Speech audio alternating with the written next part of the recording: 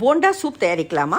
முதல்ல முழு உளுத்தம் பருப்பை 4 மணி நேரம் போல் ஊற போட்டுட்டு உப்பு, பெருங்காயம், இஞ்சி சேர்த்து கெட்டியான பதத்துக்கு வெண்ணையான விழுதை அரைச்சி எடுத்து அந்த விழுதோட பதப்படுத்தின அரிசி மாவு, கருப்பு மிளகு, தேங்காய் துண்டுகள் சேர்த்து கையால் நல்லா 5 நிமிஷம் கலந்து விட்டுட்டு எண்ணெயை சூடு பண்ணி அதில் பொன்னிறமாக இந்த அரைச்ச விழுதை போண்டாக்களாக பொரித்து எடுத்து வச்சுக்கலாம்.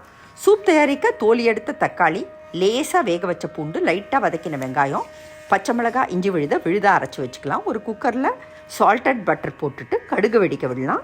அதுக்கப்புறம் சீரகம், மஞ்சள் தூள், பெருங்காயம், கருப்பு மிளகுத்தூள், தக்காளி, வெங்காயம் அரைத்ததான விழுது, நல்லா நம்ம வாசனை வர வறுத்ததான பாசிப்பருப்பு, உப்பு, தேங்காய் துண்டுகள் சேர்த்து தேவையான அளவு தண்ணி சேர்த்து இதை ப்ரெஷர் குக் பண்ணி எடுத்துக்கலாம்.